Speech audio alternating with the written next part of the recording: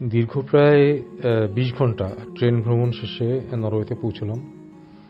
সুইডেনের থেকে নরওয়ে, প্রায় সুইডেনের সাথে নরওয়ের প্রায় ১,৫০০ বর্গ কিলোমিটারের বেশি সীমানা আছে।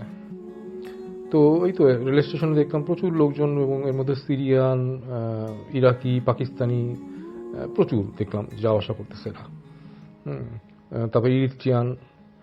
তো আহসানকে পাওয়ার পরে যখন বাইরে আসলাম স্টেশনের বাইরে, দেখি যে প্রচুর বৃষ্টি করতেছে। আহসান আবার সাথে করে ছাতা নিয়ে আসছিল। মানে একটা দায়িত্ববান মানুষের কিন্তু মানে প্রকাশ পায়, তার বৈশিষ্ট্য প্রকাশ পায়। ও একটা দায়িত্ববান মানুষ। হ্যাঁ, খুব ভালো লাগলো।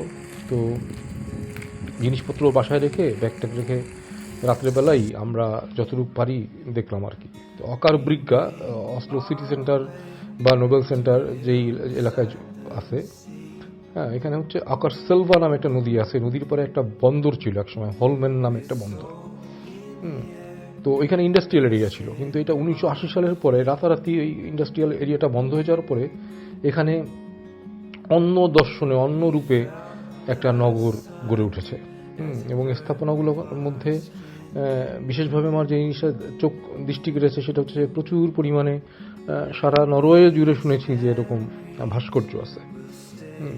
খুব ভালো লাগে মানে দেখে, মানে যেমন চোখের শান্তি, মনের শান্তি, এবং আপনার প্রত্যেকটা ভাস্কর্যই খুব মানানসই ওইখানকার যে পরিবেশ, সেই পরিবেশের সাথে। তো রাস্তায় একটু সাবধানে চলতে হয়, কারণ রাস্তার মাঝখান থেকে ওই ট্রাম লাইন গেছে। হ্যাঁ, একটু সাবধানে চলতে হয়।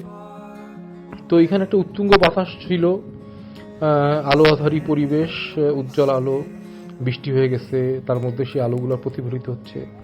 আবার ওই অকার সিলভা নদী থেকে শীতল বাতাস আসতেছে, তার মধ্যে লোকজনের, মানুষের চলাচল, এবং অধিকাংশই এখানে সব উচ্চবিত্তরা থাকে। তো যতটুকু পারছিলাম দেখছিলাম চোখ খুলে যে এই একটা দেশ, এদের যে টাকা পয়সা আছে এরা তা খরচ করতে পারে না। এরকম একটা ধনী দেশ, কিন্তু সবচেয়ে কম জনঘনত্ব বিশিষ্ট দেশ।